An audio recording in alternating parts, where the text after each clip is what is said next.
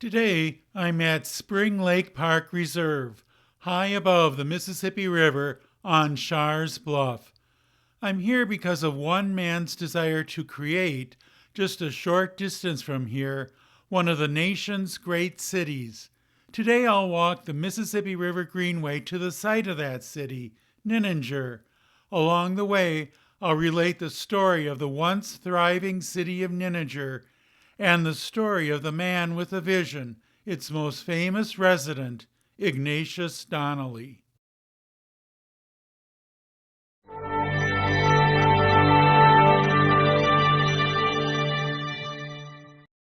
For my walk today, I'm starting at the Schaar's Bluff Trailhead in Spring Lake Park Reserve.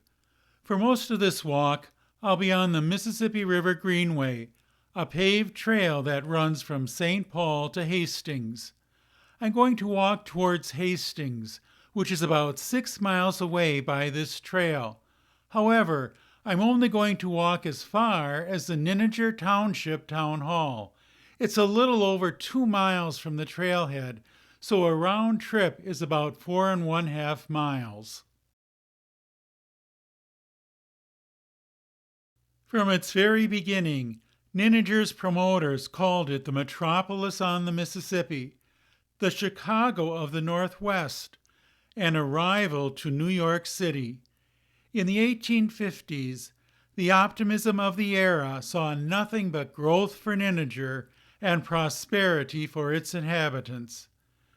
But you don't have to walk very far along the trail until you see this historical marker. Today, Nininger is mostly a memory.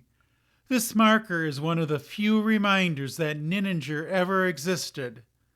So how is it that Nininger, once planned to be a great metropolis, is known today only as a ghost town? The story of Nininger begins in the early 1850s. Land speculators from the East Coast streamed into the new Minnesota Territory. They hoped to make money by buying and then reselling land to new immigrants. In 1853, John Nininger, a businessman from Philadelphia with a successful career in real estate, moved to St. Paul and opened a real estate office. His wife is Catherine Ramsey, the sister of Alexander Ramsey, the territorial governor of Minnesota. Ignatius Donnelly is a young Philadelphia lawyer. He was frustrated with his prospects as a lawyer and wanted financial security. He, too, headed west and ended up in St. Paul looking for economic opportunities on the new frontier. The two Philadelphia men had similar ambitions. In St. Paul, they formed a partnership to pursue that ambition. They purchased 474 acres of land 17 miles south of St. Paul along the Mississippi River. They subdivided that land into 3,800 lots for a new town. 4 later additions would expand the original town site. Ignatius Donnelly's role was to promote the new town and to entice settlers to it.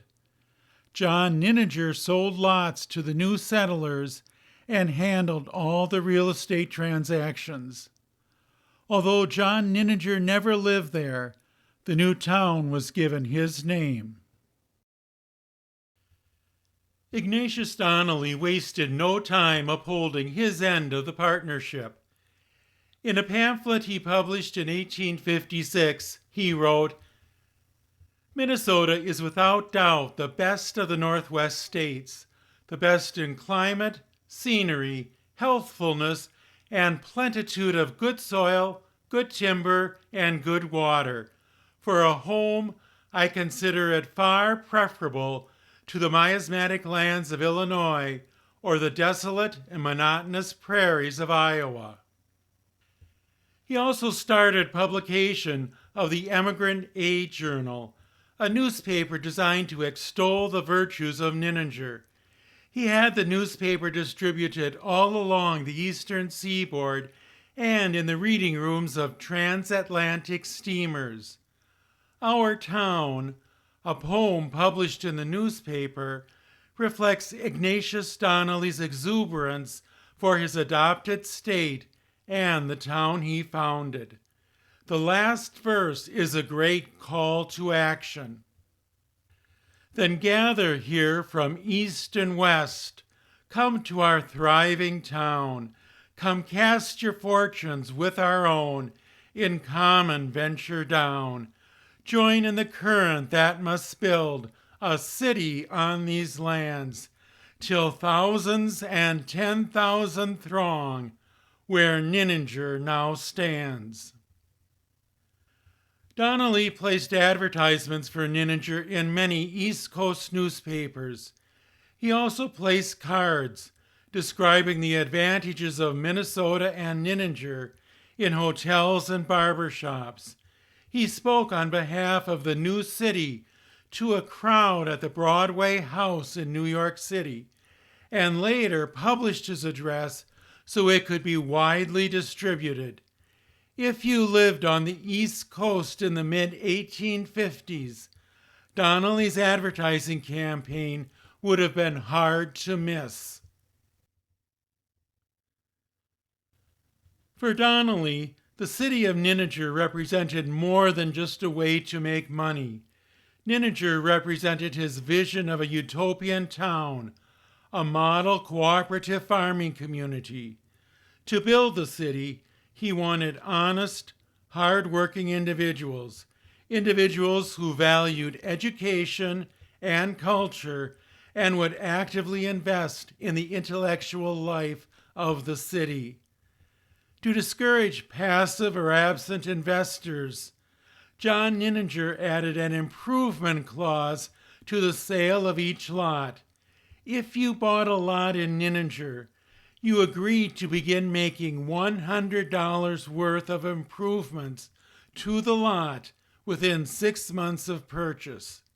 If you didn't make the improvements, you forfeited the lot back to John Nininger. Donnelly tirelessly promoted Nininger, and it quickly became a boomtown. Donnelly himself moved to Nininger.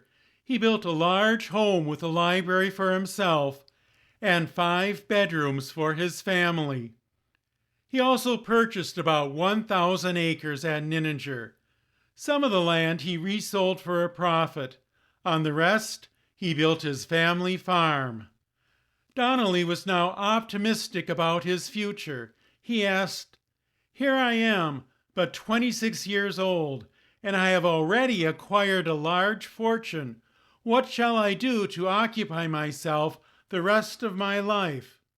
Nininger boasted 2 sawmills, a grist mill, a plow factory, a sash and door factory, 6 saloons, 3 hotels, 8 general stores, a physician, a dentist, a private banker, real estate offices, and about 1,000 residents.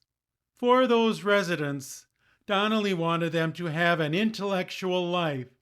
Early in the city's history, a lyceum was created so Nininger citizens could debate the questions of the day, such as, is England justified in the present war with India? Tremont Hall, a public hall and ballroom, became the heart of the intellectual and social life of Nininger. Donnelly knew Nininger needed connections to the outside world. Donnelly, along with the other prominent men of Nininger, proposed a railroad, the Nininger and St. Peter Western Railroad. Donnelly envisioned Nininger as a great port on the Mississippi River. The railroad would haul commodities from the rich farmland in the Minnesota River Valley to the port of Nininger, where they could be loaded on barges and sent down the river. Similarly, Donnelly envisioned a ferry boat to connect Nininger with the towns on the east side of the Mississippi River. The ferry boat would carry the goods and produce from the St. Croix River Valley across the Mississippi River to the port of Nininger. Donnelly hired a company in Ohio to build the ferry boat and made a down payment to start its construction. The boom of Nininger lasted a few years. Then, in August of 1857, the Ohio Life and Trust Company failed and filed for bankruptcy. That triggered a global financial panic and led to a run on other banks. To prop up their balance sheets, these banks started calling in their loans. The United States entered an economic recession. The surge of immigrants to the West soon stopped. Some of the residents of Nininger were unable to pay back their bank loans. Their homes ended up in foreclosure. Others, saddled with the improvement clause, couldn't make the necessary improvements to their property. They ended up forfeiting their property back to John Nininger. The Nininger and St. Peter Western Railroad never laid any track, and other railroads bypassed Nininger. The town defaulted on the remaining payments for the ferry boat, so it was never delivered. For these and other reasons, over the next few years, Nininger became a ghost town. Many of the homes that had already been built in Nininger were either abandoned, dismantled, or moved downstream to Hastings, where some have survived to this day. Tremont Hall, the heart of Nininger's intellectual and social life, was bought by a Masonic lodge in Cottage Grove and hauled across the river. Eventually, only Ignatius Donnelly and his house remained in Nininger, and he would live in Nininger the rest of his life.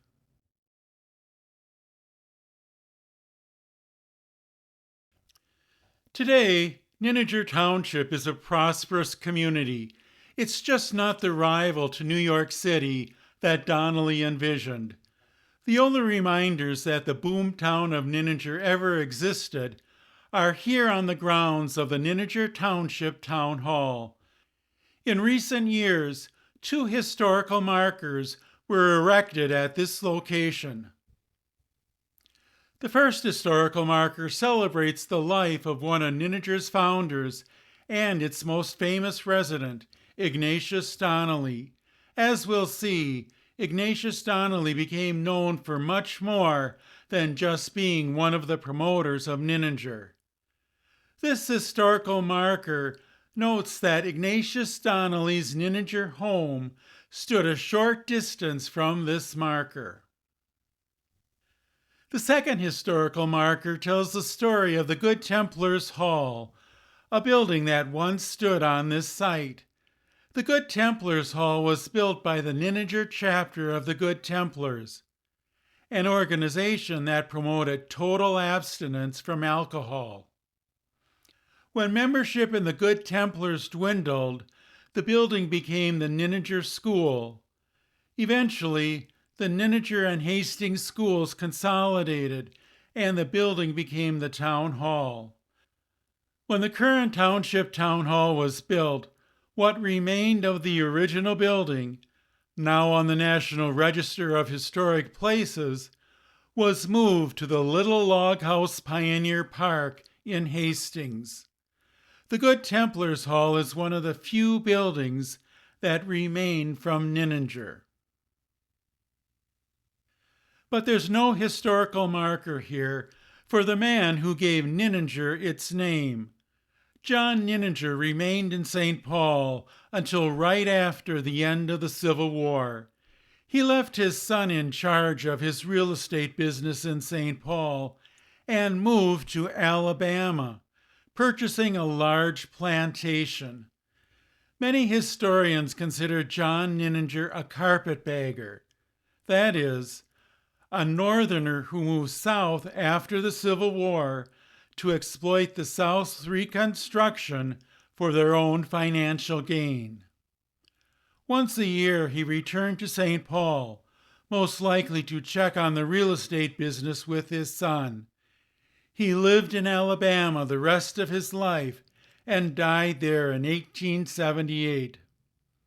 His body was returned to St. Paul and buried in the family plot in Oakland Cemetery, where those of his wife and children are also buried.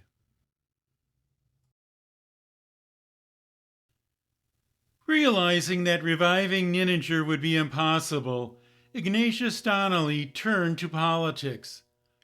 Originally a Democrat, Donnelly became an anti-slavery Republican during the Civil War. He was a gifted speaker, very popular on the campaign trail, with a quick wit and a sharp tongue. He was first elected Minnesota's lieutenant governor and served for 2 terms before being elected to the U.S. House of Representatives.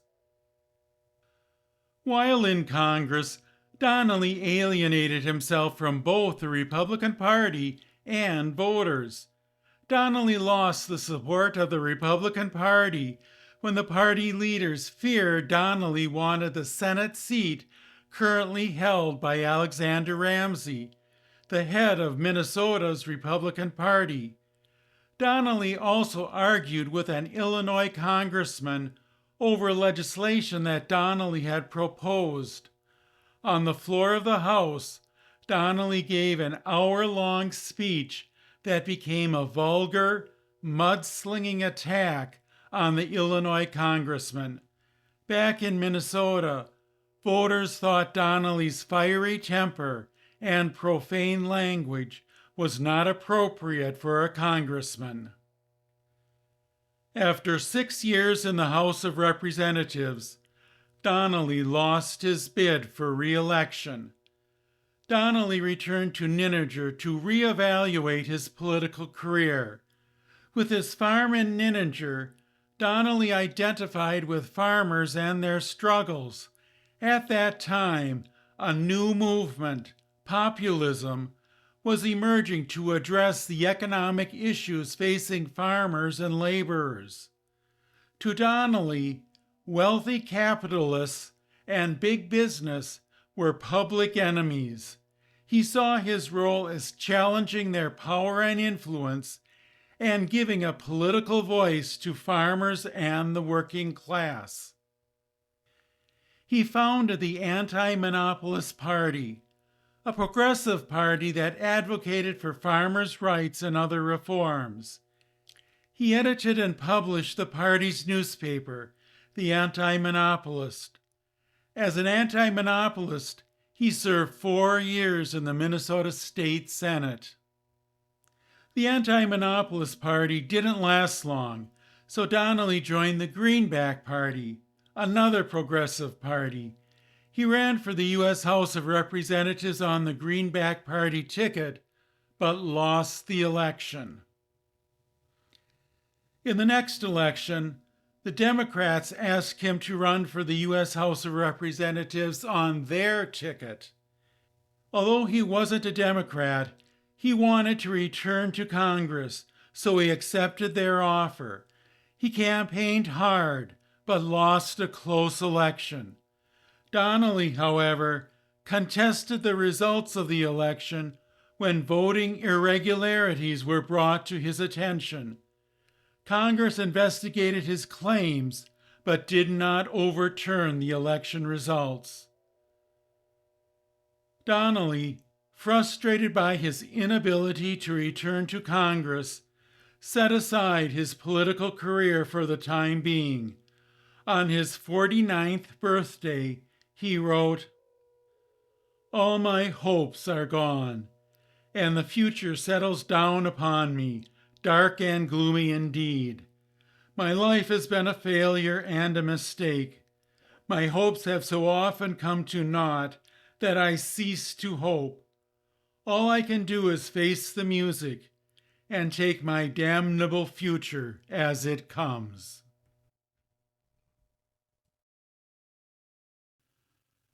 With his political career on hold, Donnelly focused on his literary ambitions.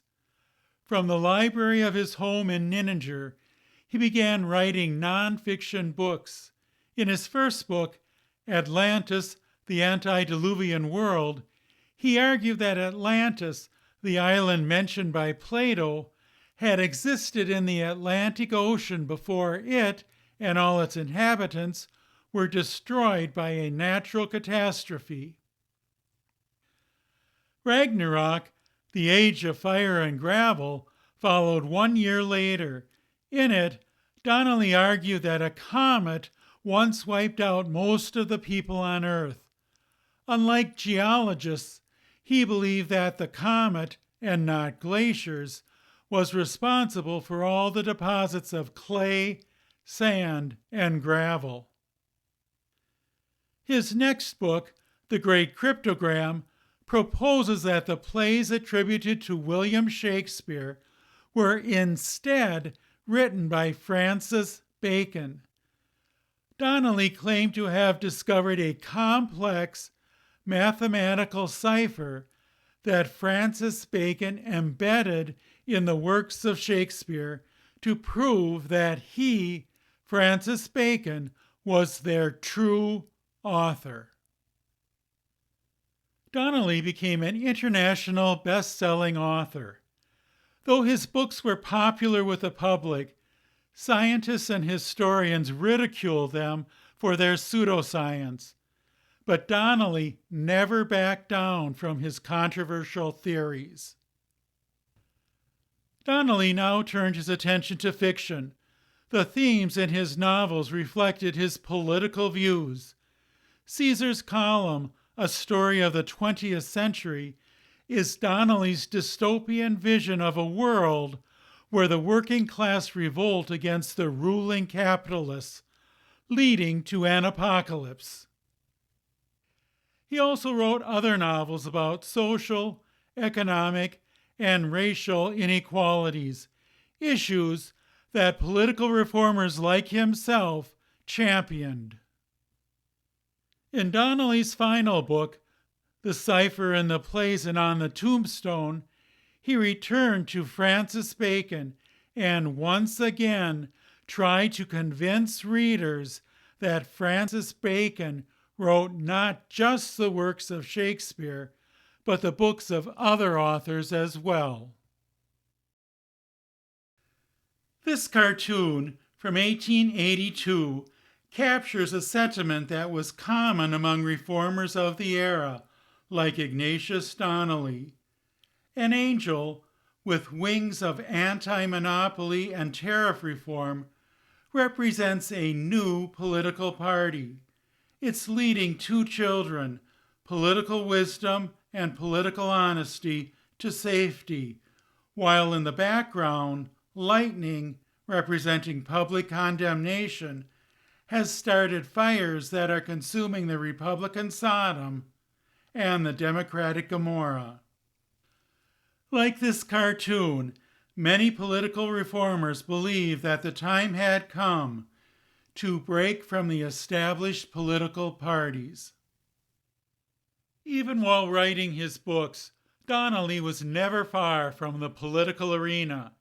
He was active in the Farmers Alliance, a nonpartisan organization devoted to the financial and political interests of farmers. As a leader of the Farmers Alliance, he became heavily involved in the creation of a nationwide third political party, a party that united the farm, labor, and reform movements into a single political force. In May of 1891, at the National Alliance Convention, Donnelly, as chairman of the Resolutions and Platform Committee, put forth a call for a new People's Political Party. "We are not here so much to proclaim a creed," he said, "as to erect a banner under which the marching hosts of reform can rally." In subsequent conventions in St. Louis and Omaha, Donnelly wrote the preamble and platform of the People's Party. In the preamble, Donnelly stated that the new party wanted to wrest the government from the hands of wealthy railroads, banks, and the politicians who conspired with them, and to return the government to the plain people. Donnelly, confident of the success of the new political party, declared, "I should not be surprised before the end of this campaign to see but two political parties in the country, one representing Wall Street, and the other the great toiling masses of the American people." Donnelly believed that no reform movement could flourish without a newspaper. He began publication of The Representative. In The Representative, he presented his political views and promoted the agenda of the People's Party. The People's Party nominated Donnelly for governor of Minnesota. Out of the three candidates for the office, Donnelly came in third. Donnelly felt dejected by the loss. He was now 63 years old, and his wife, Kate, was seriously ill. In June of 1894, after suffering a stroke, Kate Donnelly died. She was 61 years old and had been married to Ignatius for 39 years. They had 4 children, of which 3 lived to adulthood. Donnelly was despondent, but kept himself busy with his writing and with the affairs of the People's Party. Donnelly was lonely in Nininger without his beloved Catherine. 4 years after her death, he remarried. Marion Olive Hansen had been working for Ignatius as his typist. She greatly admired his intelligence. His children opposed the marriage. She was poor and uneducated, they said, seeking only social standing and financial security. There was also the issue of their ages. Ignatius was 67, Marion only 21. Donnelly wouldn't listen to his children. They were married in February of 1898. By 1900, the People's Party was not one of the 2 major political parties Donnelly predicted it would be. Instead, it was splitting apart. Some wanted to merge with the Democratic Party. Others, like Donnelly, believed the People's Party was born to live and not die. These middle-of-the-roaders nominated Donnelly to be their vice presidential candidate in the elections of 1900. Donnelly was now 69 years old and wasn't the fiery orator that he once was. The general public also didn't have much interest in the People's Party anymore. The defeat was the last of his political career. On New Year's Day, a few months later, Ignatius and Marion traveled from Nininger to Minneapolis to spend the day with her parents. At 9 o'clock, Donnelly, not feeling well, excused himself and went to bed. He died later that evening of heart failure. Donnelly was buried alongside his first wife in a family plot in Calvary Cemetery in St. Paul. At the time of his death, Donnelly was the most widely known man in Minnesota. Newspapers across the United States and from as far away as England and Australia carried the news of his passing. Ignatius Donnelly, the Sage of Nininger, was remembered as a champion of the common people and of strange theories, a brilliant but erratic gentleman, a forceful orator, and a man dominated by his imagination more than logic.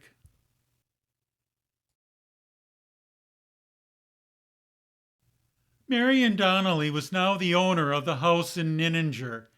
She eventually remarried and only visited the house in the summer. By the 1920s, the house was neglected and falling into disrepair. The Hastings Women's Club, Isaac Walton League, and the Ignatius Donnelly Memorial Association all tried to raise the funds to restore the home. None were successful. The Memorial Association appealed to the state legislature to provide the financial assistance needed to both restore the house and turn the land around it into a state park. After 3 unsuccessful attempts, they gave up. The Donnelly family tried to sell the house for $4,500, but couldn't find a buyer. As the house became the target of vandals, the Donnelly family donated the cherry paneling from the library and all his books and memorabilia to the Minnesota Historical Society. The house was now a safety hazard. In 1949, a local farmer bought it for $400. He dismantled the house and salvaged whatever lumber he could. The last trace of the one-time boom town of Nininger was now gone. In the 1850s, land speculators platted about 700 towns across Minnesota. Most were towns only on paper. A few, like Nininger, attracted settlers but were abandoned after a few years. Nininger, however, was different in one important aspect. Ignatius Donnelly made Nininger his home and gave it a notoriety that only he could provide. Much of the legislation Donnelly advocated in his lifetime was eventually enacted into law, but not until many years after his death. Likewise, in promoting Nininger, Donnelly made a bold claim. He predicted that many years after his death, in the year 4796, the population of Nininger would just surpass the population of New York City. Maybe we haven't heard the last of Nininger, and this great metropolis on the Mississippi River is yet to rise. That brings me to the end of my walk to the old Nininger town site and my look back at the life of Ignatius Donnelly. In a walk like this, I can't go into too much detail about Nininger or about Ignatius Donnelly. If you want to learn more, check the description of this video for some resources. Walking a trail like this is good for the aging body, and continuing to learn is good for the aging brain. I hope this video inspires you to visit your local parks and to learn about the events that happen there. Maybe you too will find a ghost town or an eccentric politician.